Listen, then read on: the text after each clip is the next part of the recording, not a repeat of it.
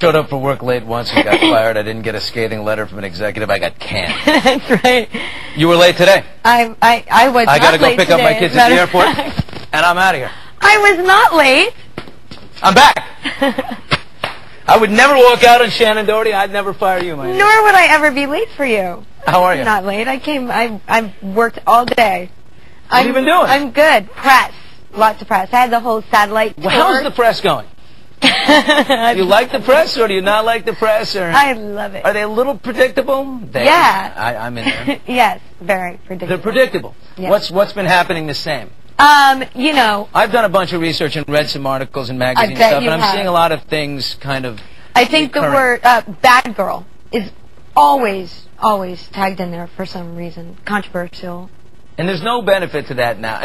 Was there ever a benefit to the bad girl label? No, Kind of definitely. fun in any way? No, definitely never any benefit to it. But it's just It's tired. It's tired, especially because, you know, the last time I did something controversial was probably like 7 years ago, maybe, you know, so it's kind of like, oh, God, can you really call somebody controversial who's sort of just grown up and is over it? Do you feel there's a desperation in the media to, like, we want her to be back in this box. No, don't get out of the box. Don't change, Shannon. We want you back in the box. We want to keep bringing up the same things over and over again. Well, yeah, because good for business? Well, I think it goes beyond being good for business. I think it's more about how could they do something else that would call upon them to be more creative. And I think that in some way what the media has become now is sort of lazy in thinking of what sells.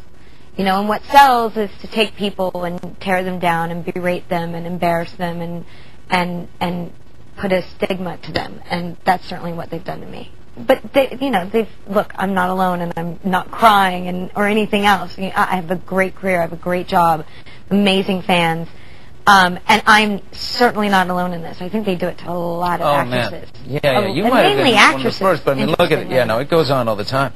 And whenever I see somebody doing really well and a new face, and they're popping up and they're jamming, you just know they're gonna I just say, hey, just wait. Yeah. This is the buttering phase. Right. This is the you're doing great phase, and then the phase comes later. Yeah, it's kind of sad though that they do that.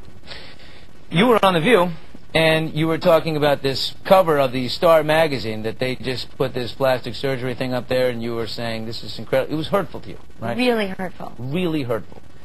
I saw that, and I said, you know, what are we going to do here? I mean, this kind of a topic and that kind of... those experts, the doctors who weigh in and say these different things. She's had this done, she's had that done. You ever want to just, talk to them and say, hey, dude, what are you doing? Yeah. You are not a doctor. You are not an expert. Yeah, I actually have looked into suing each one of those individually. Really? Because I think that these... what if they just apologize? That these doctors who claim to be very good at their jobs and who, really they're only making these comments to get notoriety for their names so that they can hopefully get new clients. And clearly they're not very good because their opinions are very, very wrong. And as I said on The View, I was more than willing to go to any plastic surgeon anybody wanted me to go to and have them inspect my face and tell them everybody better before, because that would have been a hell of a follow-up segment. Yeah, look, it was stupid, it was hurtful. You take a picture of somebody when they're 18 years old, oh yeah, and then you compare it to somebody who's my age, and it's like, well, okay, I'm 10 pounds lighter now than I was back then. Yeah, things change. Absolutely. Age does interesting things to women. And men. And to men. I actually love it. I've embraced the aging process. I love everything about getting older. You know what they say about a woman who's, in the 30s? No, what? The prime. That's what they say. Men, the prime, 18. Women, mid-30s. So my next boyfriend should be 18? I think it's tough. What you're saying? I'm trying to figure out how to wind back the clock.